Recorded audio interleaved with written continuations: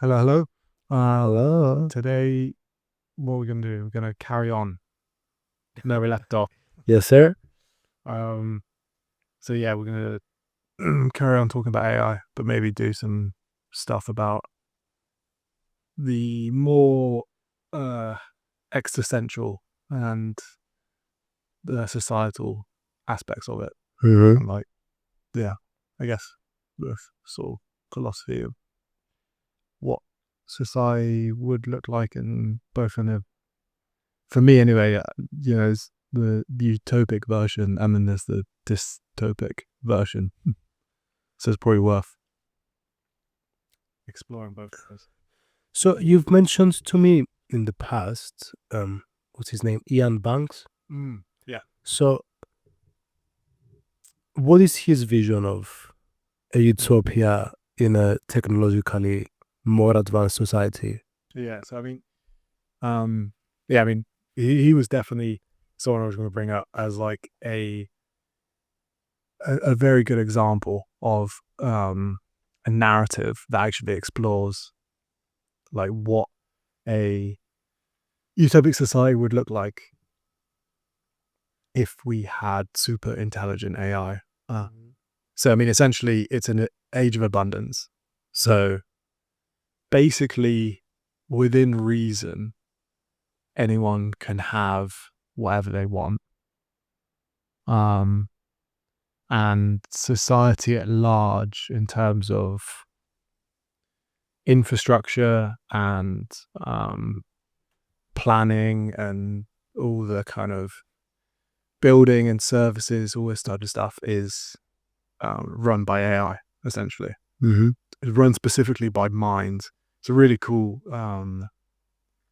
idea that basically like the minds are kind of embodied to some extent. So they're usually a ship. So like a spaceship will have like one mind, which is like a super powerful AI. You can have AIs that are just in um, drones and stuff, but usually they're not quite as smart. Maybe they're kind of like human level intelligence or slightly smarter, definitely faster in terms of their speed of thinking. But then it's not really super intelligent. The super intelligent ones are the ones that are either ships, and so the ships range in size from having a capacity of 20 people to having a capacity of like 50 million. So some of the ships are like cities essentially.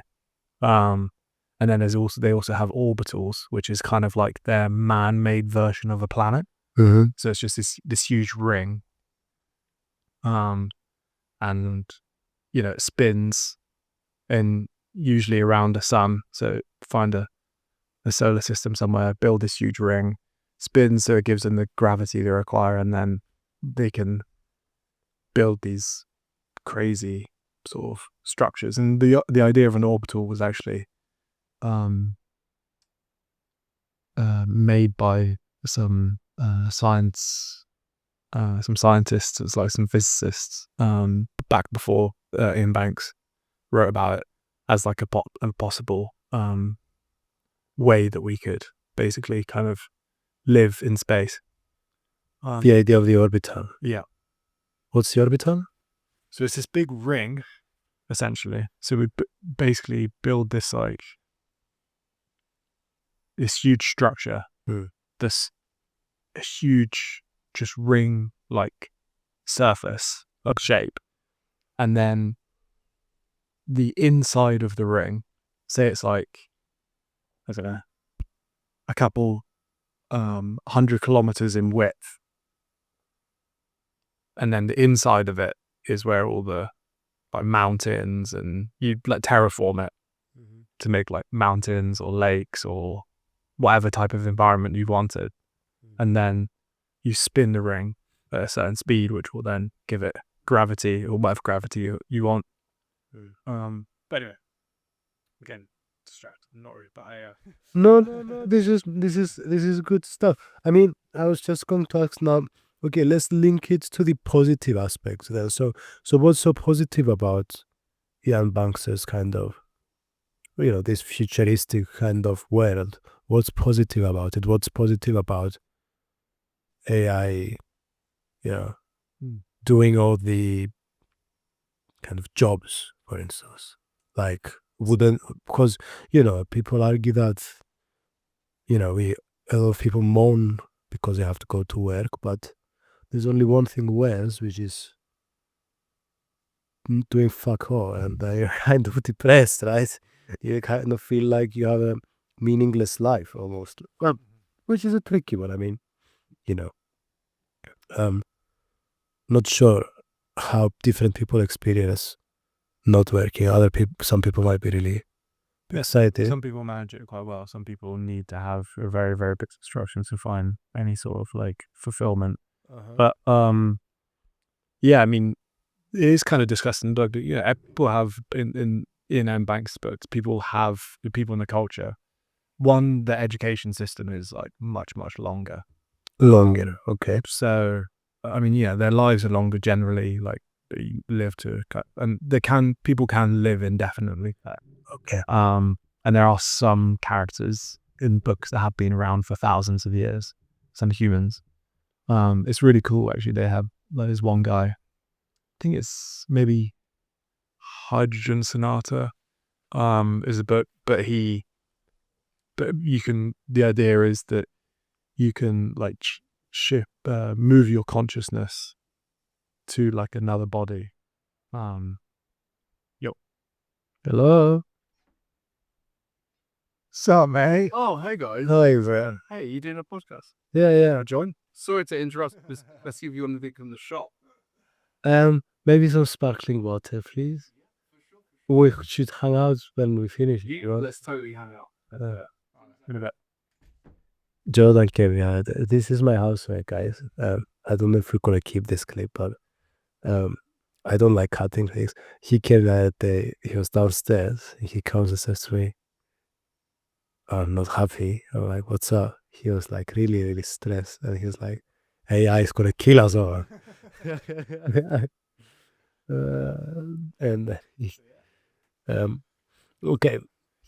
So there was this guy you said in the Hydrogen Sonata. Yeah, who like basically he would like live a life and then he finds an alien civilization that he thought lived interesting lives, and he transfers his consciousness into a body of that civilization and then just live a full life in that civilization. It's like digital artificial Buddhism. Literally like forced, like Yeah, forced artificial reincarnation. yeah, it was a cool concept. And he when they found him, because they spent ages trying to find him, because people lost track of him. He was being like some whale in like an underwater, and he said you could like restrict the amount of like capacity he had, so he was on the same sort of level as the other species. Do you know what I mean? But yeah, fucking cool concept to be able to do that theoretically. But anyway, the idea, going back to how they live in their society. Yeah. Most of them live up to about 200 years old, and then they choose to die because it's becomes a natural urge, apparently. Okay. This is what he says, anyway. And and that would actually be the case. Yeah. But yeah, it's usually, I can't remember the exact time, but it seemed like the first kind of like 30 to 40 years is basically like education, universities. But yeah, I mean, it's slightly different in the sense that like they have almost like an infinite playground. You can go and choose and live in the ships, which is like the cities, or they can go to orbitals, which is more like you have a bit more space, live in the country, or you can then just choose to go and live in any planet. And like there are jobs, so they have like special circumstance and contact these like different agencies the way you can be like a diplomat and like go to different civilizations. But generally people are just free to explore their interests, and they have unlimited resources to pursue their interests, and the AIs and the drones are basically there to try and like facilitate and help them find not only find what they're interested in, what might make them fulfilled, but also like provide every single resource they could ever desire in order to make that dream happen kind of way. Yes. So like it's, there's many different, I could envision a society even now, like even without that kind of level of space travel and technology, where if, for example, we know realistically not all jobs are going to be replaced, at least in the next few hundred years, I like to think. But who knows? Yeah. It's, once we go past the singularity, we don't really know if we have true super intelligence. Yeah. But even if every single job was replaced and everyone just basically, and this is a very important step, if those the abundance that is created by that is equally shared among society, then, and people are basically just getting like a quite a significant universal basic income payment, and like our government's sort of job, rather than, and I guess AI's focus hopefully would, rather than just all the infrastructure related jobs, Yes. would be to provide, say, like different huge amounts of like community driven activities for people to do. Yes. So like you could have like multiple different clubs, you could have multiple, like loads of different learning opportunities if you're interested in certain topics. Yeah. And different societies, like if you're interested in talking about AI, like we could go to a club right now and discuss this type of thing with 20 other people, and like I think in environments like that where you've got lots of services for people to try and understand what they like, so they can just try out a bunch of stuff. Lots of different like societies and clubs that are very much locally community driven, so you can become part of the local community and get really like into the role or into that area. Yeah. I think that like would be able to provide like a very fulfilling life for most people, whether they actually are working or not. Yeah, definitely. Like that is like in terms of like finding meaning, people find meaning within communities. Yes.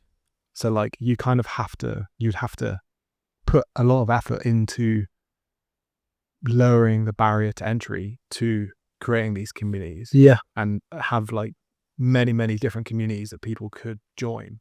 Thank you so much. You're gonna love this episode. It's about AI. Sweet. Kerry said you're scared now. Terrified. Don't get me on this. Thank you. Man, I'm excited about this bubbly water. Bubbly water, guys. This is today's sponsor for the episode. It's not what it's called. Highland Spring sponsor us. Highland Spring. Man, I'm a pig. I just dropped it on my hoodie. This is definitely a very interesting point that I didn't think about what you said. It's not about having a responsibility and a job, I think, for most people. It's more so about, I'm gonna wake up in the morning and I have an activity that I'm passionate about, that I'm most possibly gonna do with other people, and I'm gonna have this shared sense of community. That is, think about it like this. Like for the majority of human history, people haven't had jobs. We're in hunter-gatherer societies. Everyone had a role in that hunter-gatherer society, and they felt as long as they were providing value to their community, they could feel a sense of fulfillment. Correct. So like as long as we're able to create the communities and then provide opportunities for people to contribute to those communities, then I think there's opportunity for fulfillment. Yeah, I agree. But yeah, I mean, it's easier said than done. Like, I mean, that is, I think, something that's plaguing our Western society at the moment is just the lack of real life community that actually happens. I mean, we're lucky that, you know, we're part of a jiu-jitsu club Yeah. that has a great community, and that Yes. hell of a lot of value to pretty much, I think, everyone that's in that community. Yes. Definitely. But like a lot of people in society, you know, aren't part of different clubs or don't have that level's community, and I think that's what drives a lot of people down these kind of like weird online rabbit holes that can then lead to pretty extreme kind of conspiracy thinking and Yeah. like kind of weird places. Yeah, and I think also, although you can use, it's so weird because you can use the internet. I've been trying to get into new things, guys, like pottery, running, painting, and I've found all these places because of the internet. But it's almost like a creepy Hotel California type situation where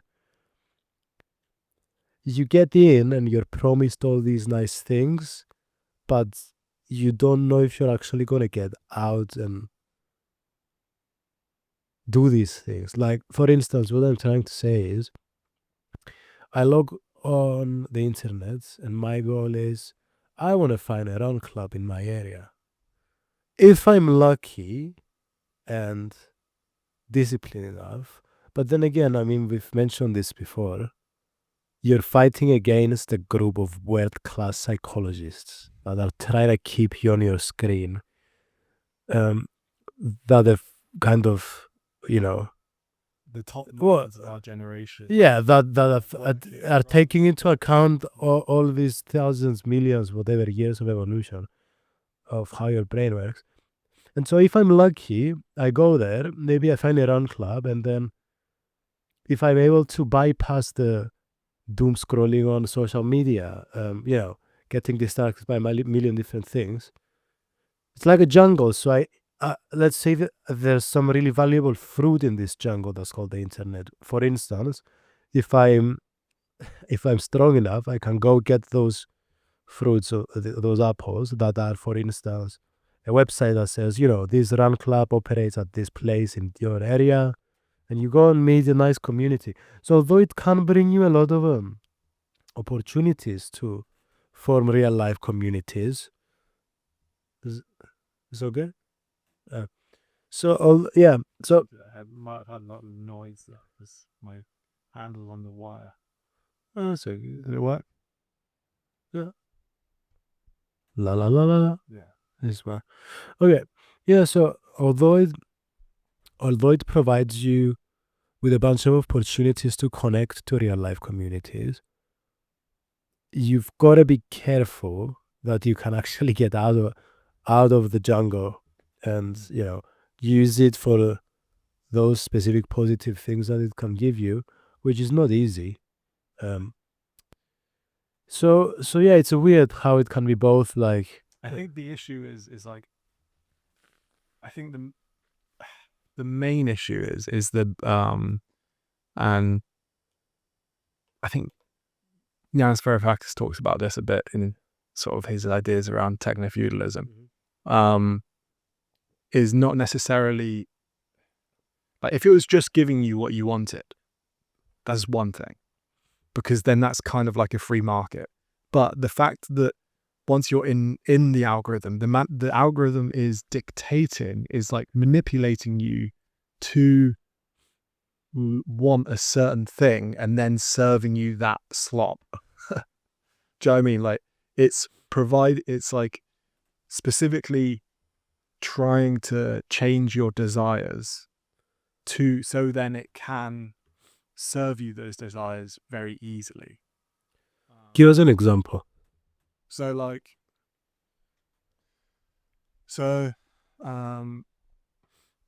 you know, if you went on Amazon, Yes. and you were kind of looking for new microphones, so Yeah. and if you just like independently researched and actually looked at all the reviews and stuff, and you found like a certain brand that was like really cool and you liked it and just like the idea of it, it looks great. But then you search and then like, you know, it might have like Amazon's choice and like here's the top results are like recommended for you, like different microphones that Amazon are trying to get you to like and buy, so then they can make more money on it than they could on the one you actually want. But I mean, like, you know, that's one example from Amazon, which is probably not that manipulative. But for example, YouTube, I think it starts serving you, say, I don't know, I want to learn, I don't know, something that's more complicated, something in physics. I watched like one or two videos, sort of a related subject, and I'm like, oh, okay, yeah, I kind of got that. It was kind of interesting, but it was, didn't quite understand it. But I want to learn more. But then I started noticing in my newsfeed that there's like, maybe kind of sciencey related recommendations, but it starts like giving you these ones that then will like put you into a rabbit hole of like just loads of content that is very similar to that it can just consistently feed you and keep you locked in. Whereas like the real specific stuff that you actually might want to learn from, it might not have that much of that stuff. So then it'll be like, oh, because I don't have that much of this, I'm going to try and direct him towards this stuff that I have loads on. So then his engagement stays for a longer period of time. Does that kind of make sense? Yeah, no, it definitely makes sense. I mean, I'll give a simple example that might work. I really tried to make a really nice algorithm for my YouTube. I really tried to be careful not clicking on things that will ruin it. So I might be watching a series on category theory. Spend a few hours watching that. Then I'll put a playlist on, lectures on Hofstadter's Godel Bach. Then I listen to some podcasts, maybe from Robinson Ethad or from Phidias or from some kind of podcaster that I'd like to watch more of. Then I click on one short of Andrew Tate and one short of, Krispy Kreme donuts, Christmas version. It's done. Done business. All my feed now is donuts and Andrew Tate. So yeah. I mean, it's really hard, and I think something similar happens. Like you might go use a platform, maybe it's Instagram, I don't know. You go on Instagram, you're trying to find a run club, but there's so much shit in there. It's like you're really lucky if you end up actually, finding the thing you were actually looking for. It's like going to a mall to buy a t-shirt, and you come out of the mall buying, 100 other things, and you forgot to buy the t-shirt. So it's a tricky place that it's got fruit to give you, but you need to be careful. Okay, I have a question for you. So, overall, do you think it would be positive, neutral, or negative for people to start dating AI robots? I have some thoughts, but I'll let you talk about first. Actual robots or just chatbots? Are they in? Once again, I think you're ex machina. Okay, Ava, what's your name? Ava? Yeah. What's the other one from the other movie? Rachel. Anyway, yeah, sorry. Rachel is from Hair. I don't remember. Yeah. Yeah, hers is an interesting example. I think it becomes less bad when they're embodied. Embodied, a sexy robot. It is sexy. It looks like a human. Not conscious. Not conscious. To be specific, it's fake. Like it's just like a chatbot. I don't know how we can prove this. Conscious response, but yeah, yes. Well, it's nearly identical. Like it's hard to tell. But it's not conscious. Don't ask me how we prove it's not conscious. Just let's say it's not. I think there would be some benefits for some people, absolutely. There's a hell of a lot of lonely people around, and I think it could be very beneficial for a lot of people that struggle with relationships. I think if you are able to, I would worry that just like how the chatbots now are kind of like too almost like sycophantic, like, oh wow, that's an amazing idea. Like, you could get away with just being like a really bad partner Yeah. and just kind of just generally a really bad person with one of these relationships, because like the AI is just like the most patient, forgiving, kind of like, Yeah. always agreeable. Whereas like being in a relationship with a real person is so forgiving and patient.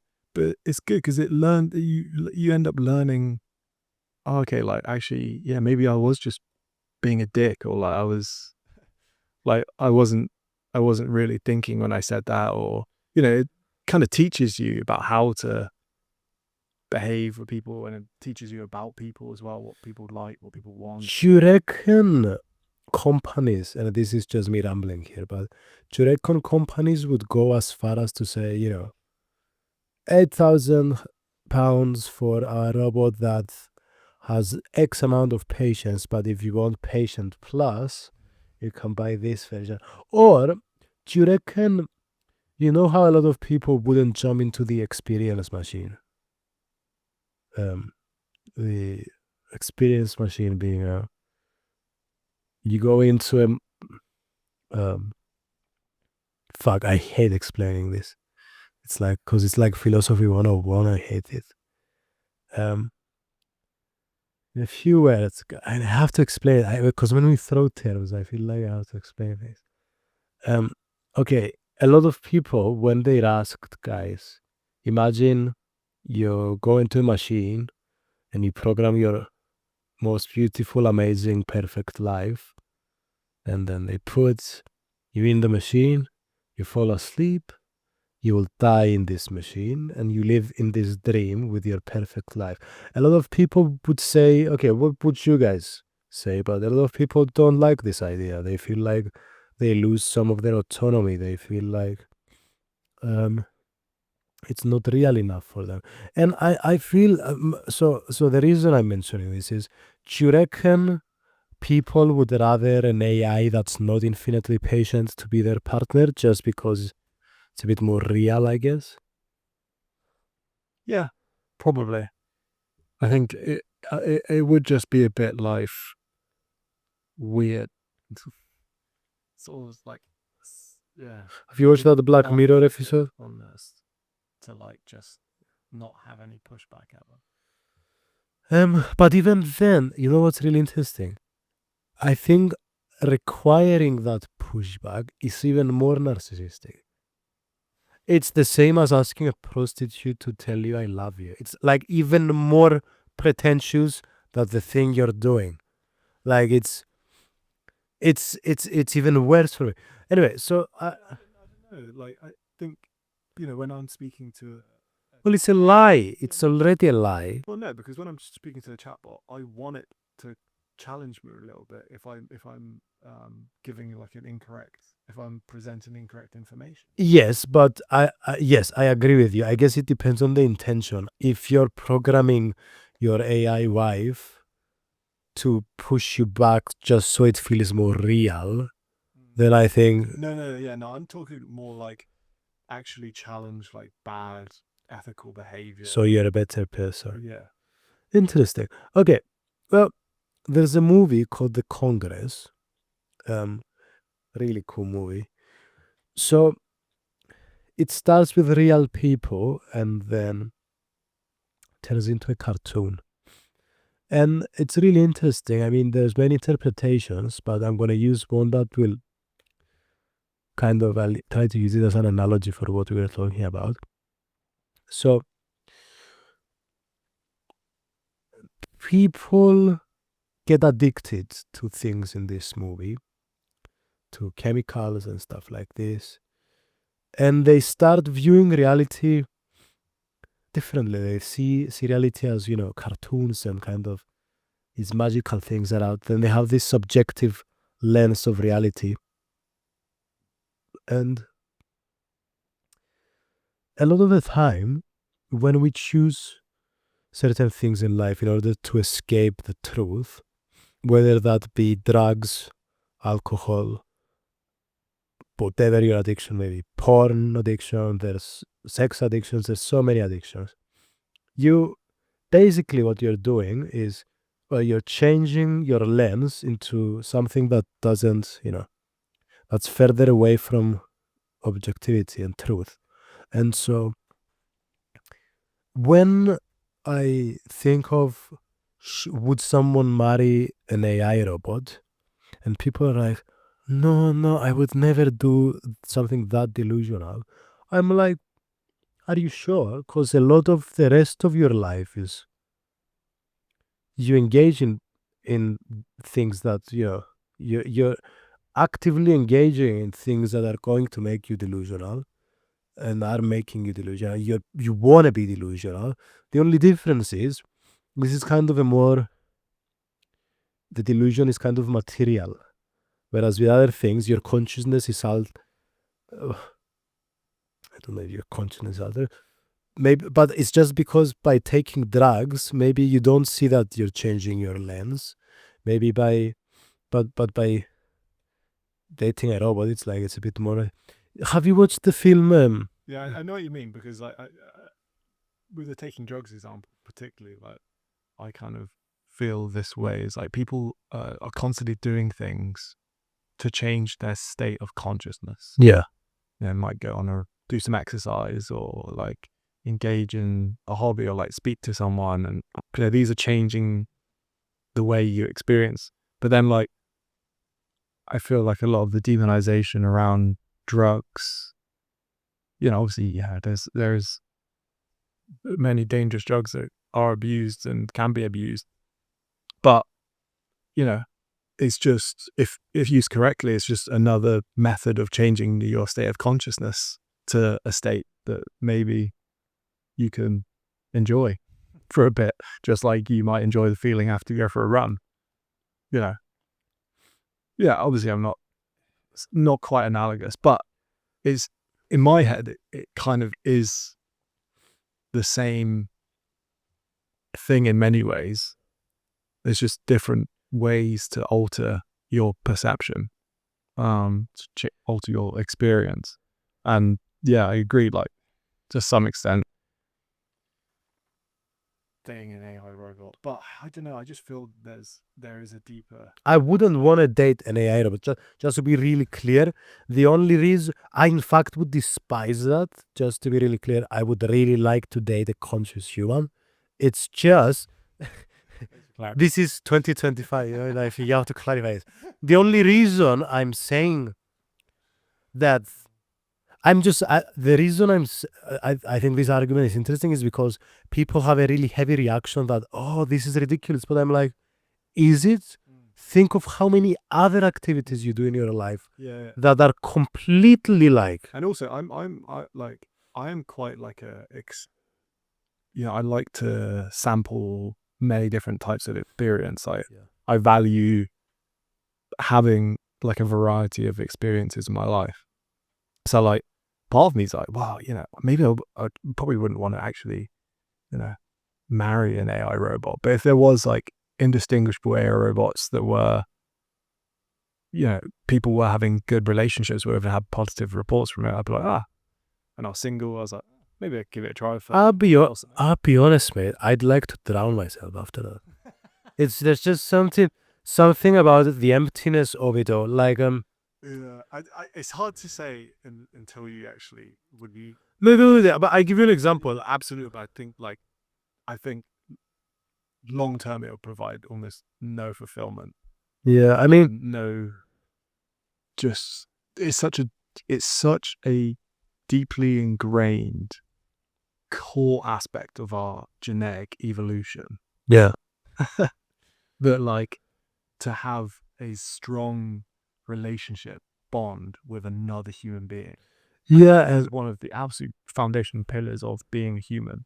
and yeah, Years to have that. I just like, or you're substituting. I mean, I don't know. Part of me thinks like if you don't have that at all, or it's impossible for you to find it with an actual human, yes, and you've tried and you tried and you tried, it's just never worked out. yes, And you try the AI girlfriend, and you're the happiest you've ever been because you sort of it feels like you're sharing your life with someone. Fine, and yeah, all power to that person. I'm not going to say I would do it, but then I also haven't experienced that life of never being able to find a strong bond with someone. Yeah. So I mean, who am I to judge? it's also that's a good point. With I was listening to Lex Friedman, I think with the CEO of I think what's that stupid game young people play? Fauna. Yes, I think it's that guy, and he was explaining. I mean, there's a lot of interesting things around this, but he was saying if you want to fool someone that this grass is real grass, it's infinitely easier than to fool someone that this human is a real human, because evolutionarily our brains have evolved to detect humans really well. Maybe it's because it's a possible threat or something like that. So basically when they design video games, it's really easy to make realistic grass. The standard for us in terms of recognizing real versus fake grass is a lot lower than recognizing real versus fake human, which is really interesting. I mean, there's other interesting stuff that was talked about in the podcast, like for instance,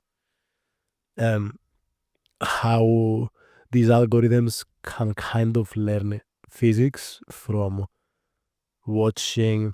For instance, fluid dynamics is a really complicated area in physics, and by watching how fluids Dennis Havas. so Hassabis, it's so This was talking about this about those those video models. Yeah. And actually they it's like, for example, like fluid dynamics is like a non-linear system, yes, which is like extremely difficult. If you were specifically to try and write the mathematics in order to code a program that could like create accurate fluid dynamics, with our current understanding of physics, we don't know how to do that. We don't have the math to be able to write out these non-linear equations for an extended period like that.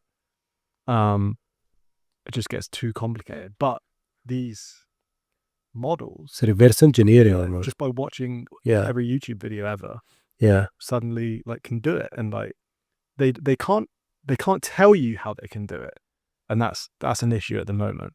But once we are able to extract, like they must have, and he talks about this like, oh man, oh yeah, I think it's actually there's a Lex Friedman podcast with this Dennis guy. there's a couple that he mentioned. There's a few that he mentions these topics. Yeah, Yeah, like, but he specifically talks about the aspect that like there must be some kind of like function that allows them to like reduce the probability space and create like an accurate model of that thing. And it doesn't just apply to fluid dynamics, but then that could be like a kind of a way and like a door to then discovering new aspects of physics and new aspects of reality. definitely. Once we can learn to extract the actual way that these models do that, because at the moment we just don't really understand. It's a bit of a black box. Yes, and Yes, talking. interesting. Like, I mean, talking of black boxes, there's a few topics that we could touch here. I mean, another thing I'd like to mention was, have you seen the film from Carpenter? It's called They Live. One of my favorite scenes in that film was, well, first of all, They Live is a film where, without spoiling the ending, there's these glasses that you wear, and suddenly when you're walking in the street, instead of,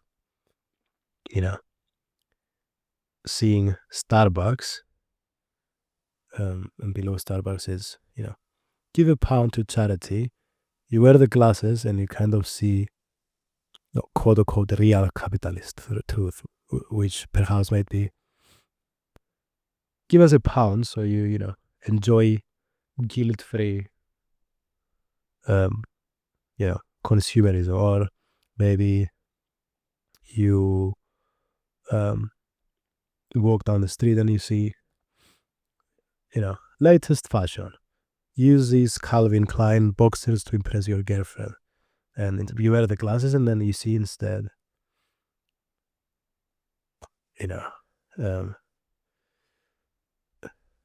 adopt this social identity that you didn't have before because you're worthless. You feel inherently worthless. Whatever. So it kind of shows you The actual a quote-unquote truer kind of. So in this film, there's a clip of the main character and his friend, and the main character just discovered these glasses, and the guy is refusing to try them on, his friend. And I think this is very symbolic because it shows us that a lot of the time we have a sense that what I'm doing is a bit delusional. What I'm doing is not really aligned with the truth, but we have so much resistance into accepting what the truth of the situation is, and we constantly try to kind of remove ourselves from the truth, whatever it might be, by taking drugs, by doing this, by doing that, whatever form of escapism you choose. And so the scene is basically they are fighting in an alley to nearly death until he eventually, the main character, wins and makes him put the glasses on and see reality, kind of. Why am I mentioning this? Well, it links to the thing with the AI robot. It's like people do this all the time, I reckon myself included, guys, like when I want to do something, I'll create the most complicated arguments on why I should do it. Whereas if we treated it with Occam's razor, it's like, this bullshit. It's delusional. Anyway, so since you mentioned black boxes, and we've both read Nexus from Harari, and he has great examples of why a black box is dangerous, and he gives the example of, I don't remember which king it was that had the assistant that eventually backstabbed him. Do you remember that part of the book? And so basically, I don't remember the specifics. We can ask Gemini, but this king was taking a lot of guidance from his assistant about decisions, but he didn't really understand a lot of the decisions, and eventually the assistant backstabbed him.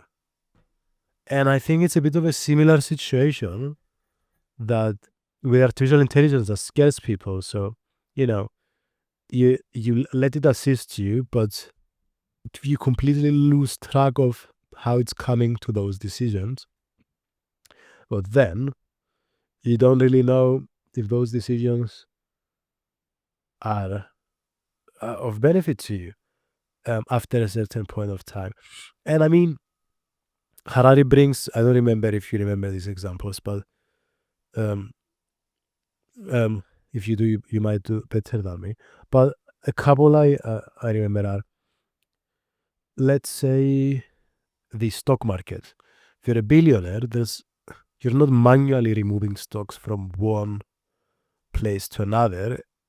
Algorithms usually analyze the data, and then they might remove some of your money from this place to this place automatically. Or, well, with insurance companies, if they're gonna decide you're a good candidate to, like, to insure, there's not all of them do it manually anymore. It's maybe an automatic process. Even when it comes to buying a house, a lot of things in your life are now, the decisions are run by algorithms. And so it's really important to kind of make sure that these algorithms aren't just black boxes and are coming to rational decisions. There was a one of the famous examples, I think, is like there was a police service that was like using some type of algorithm to decide like who should be able to go up for parole.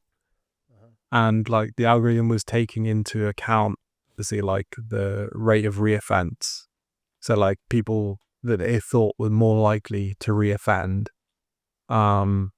it would mean that they were less likely to be able to get like a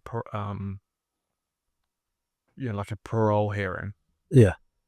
And they had it. I think they had it running for a while, and then like they realized that it wasn't like letting black people have parole, and they realized that like that was when it looked at the data and it seen that like from the data it had that black individuals had a higher chance of like reoffense. Then it was like, okay, that means I'm going to take that information point and apply it to my algorithm. Yeah. And then, but obviously, like it's more complicated than that. Yeah. But this is because it had limited data and it had limited understanding of that data in a wider context. Yeah. It wasn't able to actually understand that like, no, that's not a valid way to like pass the data. Yes. And then it made mistakes, and like it can lead to like some pretty awful. Yeah. So you need a human element at some level to just make sure that it's not a complete black box. Also, a bit irrelevant, but it relates to what we were talking before. Harari has a very nice discussion, since we mentioned it, with Zuckerberg about the effect of social media. And Zuckerberg, it's a really nice talk. And Zuckerberg was saying about you can use it to link to nice communities. And then Harari was like, basically what that kind of what. Look, he was saying it a lot nicer, but he's like, yeah, if you don't get lost in the social media. Sorry, but just mentioning it because you might want to watch it, and people might want to watch it. Okay, so I know you've brought a few kind of ideas. What else do you want to touch? So yeah, I think related to the black box idea, I think it's very relevant with like the development of AI, and particularly like super intelligent AI, because like most of these models now, it's kind of like input output. We don't really fully understand because there's so many layers of like nodes that it's very, very difficult for us to understand how it came to the conclusion that it did. Correct. And as the AIs get more and more advanced and they're given more and more responsibility, particularly when it comes to influencing infrastructure and large populations of people in a kind of like a societal way, it's going to become increasingly important that we can actually look under the hood and be like, okay, how did you come to this conclusion? Like, what data are you drawing from, and what like rationale are you using? Because otherwise, like, who knows? It could be just present an idea that on the surface seems useful, but actually has like the rationale is like, oh yeah, if I do this, then it means that less people will survive, and then that therefore can maximize my utility function of like keeping this person happy. Or do you know what I mean? Like, but So I mean, the paperclip is kind of the basic example. I know there's more sophisticated examples. Yeah, I think that was in that book, Superintelligence. I think it's Max Turnwell. I think so too. He told us last time who the other was. But yeah, so that was like, obviously it's an extreme example, but it kind of highlights the issue of the alignment problem, which is if the job of the AI is to make paper clips, Yeah. you say, okay, I want you to make paper clips. That's your sole function. Yeah. If the AI becomes super intelligent, and by the way, we're using the word in AI, I don't know if we discussed this in the last one, but anyway, I think we definitely discussed like AGI, Yes. sort of human level across like I cut a clip for that. But then beyond that, there's another step, which is super intelligence, which is basically like, say, like every single human that has ever lived combined, basically. So like, just, a level of cognition that is almost impossible for us to really comprehend. Like the equivalent of an ant and us, in terms of like the scale of intelligence, relative to us, we're just like a bug to that sort of level of intelligence, and it's kind of It's interesting. essentially like a god. It's interesting how we use the word intelligence, because from an evolutionary perspective, we could argue that an organism that survives and reproduces is kind of intelligent. I mean, Yeah. it's Absolutely. done its job. We're here sitting, depressed animals that, get high of going to jiu-jitsu or whatever. I don't know. Just saying. Yeah. But There's another example I'd like to ask Gemini about. I was listening to Robinson Edhard. So,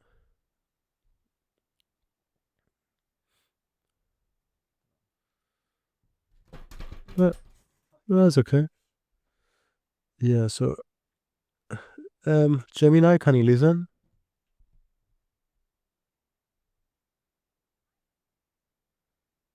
Hey. So, there's a paperclip thought experiment when it comes to talking about artificial intelligence and alignment. I don't remember the counter argument to that thought experiment. And also, I remember there's a really nice nuanced example similar to the paperclip one. And the counter doesn't work as well there. I just don't remember them, which is a shame. Can you remind us? You might be thinking of the Moloch example, inspired by a parable. It describes a scenario where multiple AI systems, even with good intentions, can lead to detrimental outcomes through competitive dynamics, where no single entity can unilaterally change the trajectory. This demonstrates the more systemic challenge than just individual misalignment. Does that sound like the one you were thinking of? No, but this is still interesting. What's the counter argument to the paperclip example, though? The main counter-argument to the paperclip example is that aligning AI goals with human values is a complex and intentional process. Developers would design safeguards to prevent a narrow goal from leading to catastrophic consequences, incorporating ethical constraints and multiple objectives. It's seen as a problem they can proactively address through careful design and alignment research. I don't know. It smells fishy to me personally, because, I mean, if you have an input and an output and a bunch of steps in between, if we knew each individual step, we'd do it ourselves. The thing is, we don't, and we use artificial intelligence. So some of those steps might be detrimental. Does that make sense? yeah, I think so. Unless you're doing it for time. New knowledge. Yes, I mean, if you're doing it just to save time, okay, different. Like predicting protein folding. Yeah. Like, what's the worst that can happen, right? Any other things around AI that you wanted to talk about? What was that? I would actually be quite interested to hear more about the Moloch Yeah. example that you mentioned previously. Yeah. Certainly. The concept of Moloch is often used metaphorically to represent forces or systems that demand great sacrifices, sometimes even destructive ones, for a perceived gain. In discussions, it can symbolize things like unchecked capitalism, relentless pursuit of power, or even ideologies that become consuming. Is there a particular aspect of that metaphor you'd like to explore? Yeah, you mentioned previously that within like the AI alignment problem that there is a version of this metaphor that is like a common argument. So, you've probably guys missed our faces moving for 5 minutes. Well, no more. And 2, Nick Bostrom is the author of Superintelligence, so apologies. Let's go back to the Moloch, and I wonder where the thing, and I wonder where the name came from too. Okay, can you first explain the origin of the word Moloch and why it's used in this metaphor, and then also provide an example of multiple AI systems that's like working in competitive ways to lead to disastrous consequences. The name Moloch originates from ancient texts, often associated with a Canaanite deity or form of sacrifice, particularly child sacrifice, symbolizing immense and destructive sacrifice for the perceived gain. In the context of AI alignment, it's used metaphorically to represent systems or competitive dynamics where individual or group goals lead to a collective disaster, even without explicit malevolence, much like the sacrificial demands of the ancient deity. Now, considering multiple AI systems in a competitive dynamic, imagine a scenario with multiple corporations or even countries simultaneously developing and deploying increasingly powerful AI. Each entity might be driven by the need to outperform the others, leading to a rapid development race. In this climate, safety considerations might be sidelined for speed and capability. A competitive system could lead to dangerous outcomes if, for example, multiple powerful AIs pursue conflicting goals without adequate coordination or oversight, potentially escalating or creating catastrophic systemic risks. So this is more so about the human agency behind the AI. Let's say, big powers like China and Russia and the US are kind of doing this basically. It's not like the AI itself competing with other AIs, it's right?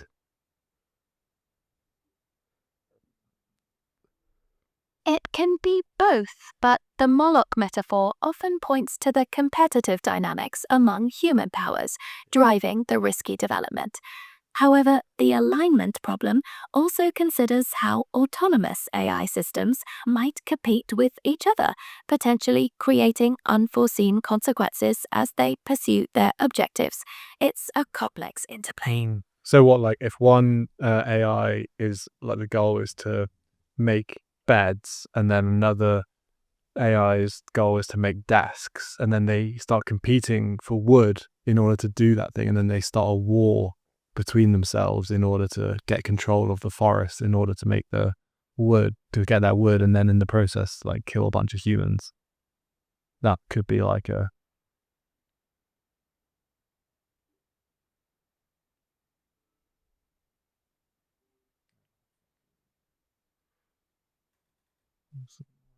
No, so that was an interesting I example. think that example.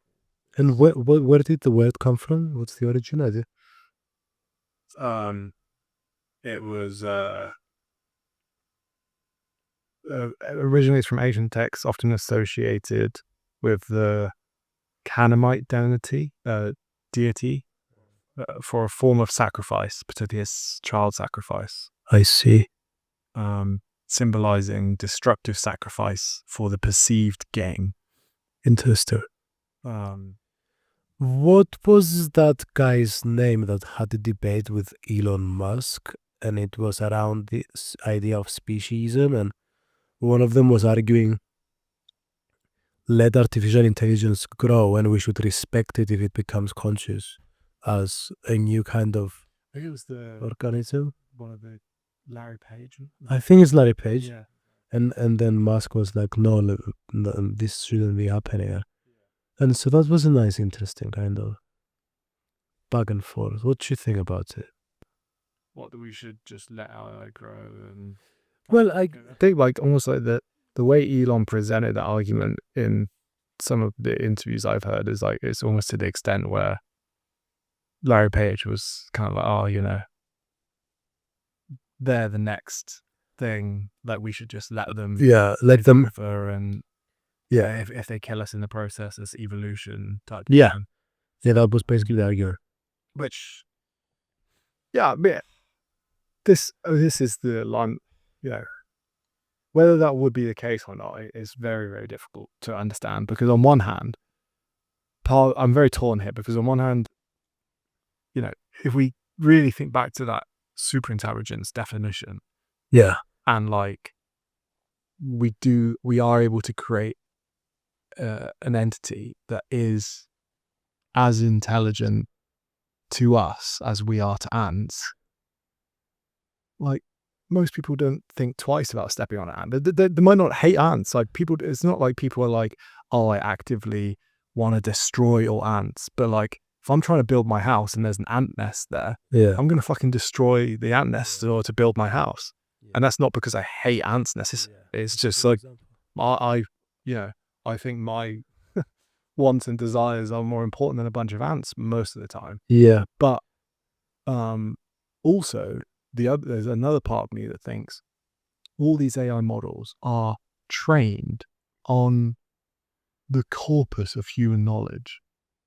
Do you know what I mean? Like all knowledge that we have about the world is like human derived. And if that is the basis of their intellect and their understanding, surely they will value humanity.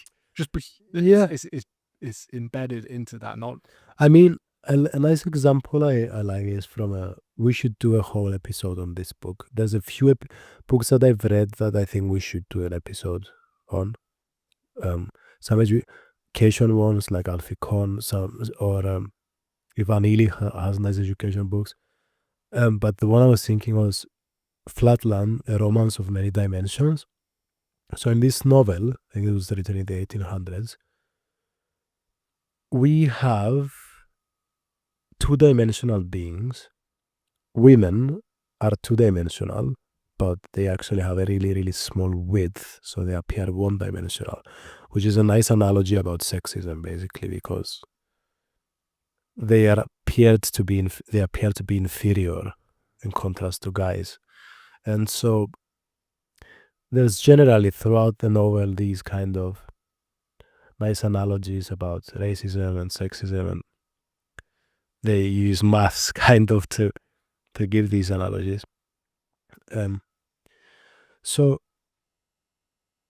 in one point in the book, a three-dimensional being arises.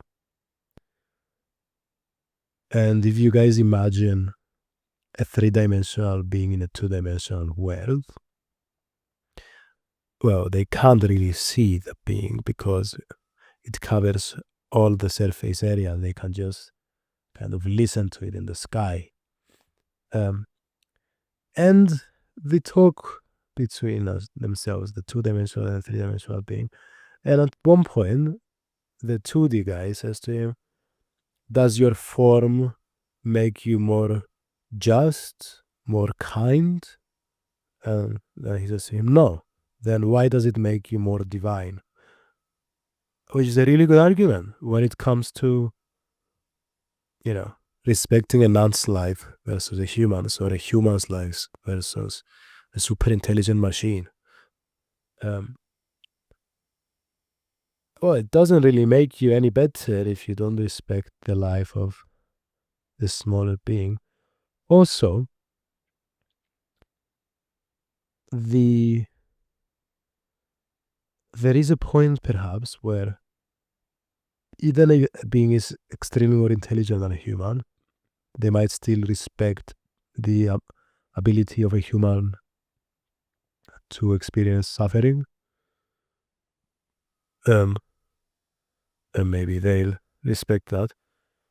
Yeah, it's difficult to know. Is that like what? Well, you kind of touched on it briefly. Your last pod, but like, how do you know? How can you ever know that it's conscious or like can understand emotions, even if it displays Yeah. all the things you think something would display if they were conscious? By the way, dimensions, I don't know if I've spent many hours ignoring girlfriends, just thinking about visualizing a 4-dimensional being traveling in a 3-dimensional space.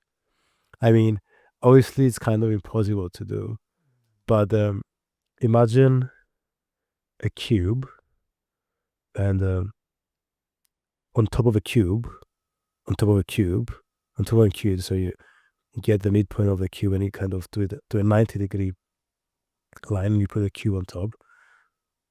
And so inside those cubes, each cube is a 3D universe and the 4D being runs inside those cubes. And you just see, just when it goes to the next one, Anyway, it's just so really cool. Another cool thing about the dimensions is In Three Body Problem in the last book. Yeah. Or maybe the second. I think it's the last book. Yeah, they talk about this thing of like going into, there's like pockets of the universe where like you can enter like a 4-dimensional reality and then, or you could enter like a 2-dimensional reality. Yeah. And like the kind of subjective experience of that. It's pretty cool. It's so good. I mean, we can talk about the holographic principle and about I mean, also another thing, there was a 1-dimensional being. I think it was 1 or 0-dimensional. And in the book Flatland, and the really interesting thing about that is that if you don't have a point of reference, like you don't have more than 1 dimension, you can only reference yourself. So anything that is happening to you is, I don't know how to explain it, but anything that is happening to you, you perceive it as you.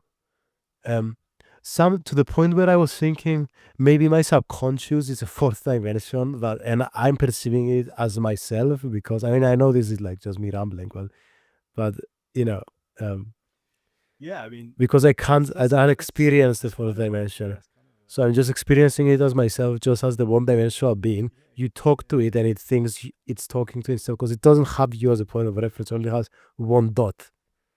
Or is it a 0-dimensional being? I'm not sure. Anyway, yeah, it's really interesting. Usually, it's a realized mindfuck that talk. That's a cool idea. The subconscious is just like a consciousness that exists on a different, either whether it be a different dimension or like a different plane of The favorite level of consciousness. Because and then they influence each other, then can't directly communicate or experience each other. I mean, there's some really cool ideas for thinking about dimensions. I mean, even like, let's say, I mean, we can talk. This is, by the way, okay. Now this part of the podcast is kind of complete nonsense, so don't take anything seriously. So, like with 3D dimensions, it's like, do you have? Let's say you have a multiverse. Is each 3D world running exactly the same? Do each have a different kind of outcome? But then also, like if like a 4-dimensional, and there's different ways to look at it. Would it be like the basically like time is the other dimension, and they're basically able to like essentially Move move inside. through time. Perhaps maybe you will add the fourth dimension literally, like not time. Yeah, okay, so it's just like a spatial dimension, but then I guess space and time are they are Yeah. they are the same thing. What does string? I mean, string theory has some crazy fucking. Isn't it amazing how even if you add like a fourth dimension in terms of size, like in terms of let's say width, like 0.00001 millimeters, that creates a multiverse. Like it's so small, but it creates infinite room for infinite. Well, anyway, sorry. Yeah, Yeah, I mean string theory. I think there's from a number. Is it 12? Other something dimensions? ridiculous. Something like 12 or 22 or something like that. I've read the comic books and I didn't really understand shit. Yep, really tiny in places. And then they basically, I was actually watching a lecture the other day. Well, not a lecture. It was like a talk, like a debate type thing. Yeah. And like Roger Penrose and Robert Greene. Yeah, I read one of Robert Greene's books, either The Mathematical Universe or The Elegant Universe. I don't remember. I didn't understand shit. But yeah, anyway, because Penrose was basically saying that like, yeah, it's like string theory is a load of shite. Yeah. Because basically it kind of, it's just like some mathematics, but the whole thing is like, none of it has any effect on reality. Like these other different dimensions that are like curled up. Yeah. Basically don't have any effect on physics. So how is it physics? Yeah. So like, how can you, it's basically kind of impossible to prove and just kind of a waste of time if it doesn't actually affect physics. It's not real physics. Which, yeah, I don't know. I guess I can agree with. I don't really. Yeah, I mean, if I had to choose, Penrose seems the guy that I trust. Yeah. Yeah. I think the other guy's argument was it's kind of a way to try and link gravity and quantum stuff together, and there is like some aspects of it that help kind of partially explain that link. But yeah, I mean, fuck knows, to be honest. I think it's interesting. There's in the book, again, this is probably a load of, like, if any sort of physicist would laugh at this, but I thought it was a cool idea that in the three body problem they have the idea of like these like pockets of like two-dimensional reality like that are growing, and like they eat up all the three-dimensional like matter, and then it just like transfers it into two-dimensional space.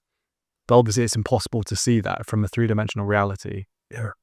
Like you can't see because it's just like, Yes. a line, you know, Yes. unless you have like sort of look at it from a different angle. But like, you know, so, but then as these things grow, that they maintain the mass of all the three-dimensional matter within it. So then it's the idea that maybe something like dark matter, which is this thing that we can't detect or see, as this like huge mass and like gravitational or like anti-gravitational effect, Yes. could just be like a Two-dimensional. yeah, like some sort of like this area of two-dimensional space. Interesting. Do you understand the holographic principle too? Because I kind of don't remember it. I just remember it. It's like, well, again, now we're sounding complete idiots. But it's like 2D word looks 3D. That's kind of. Basically, yeah. Oh, that's No. Gemini. Also, before we finish this podcast, there's one more thing I'd like to kind of touch on. I was listening to Neuralink's new stuff, and so from what I understand, there's this Optimus hand. I don't remember how it's called, Yeah, where you kind of control it with a mind. yeah, so they can control it. So I was thinking, okay, let's take it a step further. Let's make a whole robot. You can control this robot with your mind. Yeah. Suddenly, we have two things. First of all, these robots go to Mars, free labor. you have, paraplegic people or even normal people controlling with their minds the robots, and the robots work in Mars. That's one. Two, I call this consciousness in a room. So you go on a date, but guess what? You're actually in your room. You might have broken legs, you might be paraplegic, you might just be lazy. And, you're in your room, this dark room, and you're stuck. You might even be, fuck it, you might just be in a brain in a vat at this point. You're controlling this body. It goes on a date. You have nice shirt on, everything looks normal. It's a good Black Mirror episode. You put your white shirt on, you open up 2 buttons, you have some chest hair, the girl wears this nice red dress, everything looks like a nice Hollywood date. You go, you flirt with her, you have nice jokes, it looks such a human interaction. Then after a few dates, both of you guys are robots, or maybe even one of you guys is a robot, and then you say, you both decide, it's time, and you bring the 2 robots, or one robot and the one human, and they come to this dark room, and in the corner, it's, I guess, either the paraplegic guy controlling the robot, and you see kind of the real person, or, the brain in the vat or whatever, depending how extreme you want to go. It's just nuts to me. And I don't know how much people would even give a shit about the fucking amount, about the fucking conscious thing that's controlling the robot. I feel they care more about the robot. I mean, I am being a bit pessimistic here about how much people value consciousness. Maybe I'm being a bit, sad about it, but it's like, I also think I mean, the amount of people I've hung out with, I don't even ever think about consciousness. and I'm like, I reckon they don't really value that I'm conscious right now. They'd be happy with a robot version. I mean, imagine these women that go out and, sorry guys, I saw social misogynist, women and men that go out and want to impress each other. Maybe what the guy wants to splash money on her, the girl wants to put some post on social media. I don't really think they care that each other is conscious. They'd be really happy with a robot doing the same stuff because they care about perhaps the social capital that they're going to gain or whatever else. Well, yeah, literally, like, for example, like meeting a celebrity or something and then like getting a selfie with them. Don't give a shit if it's a real guy or a conscious. You just care about, this is going to make me look good. So sad, mate.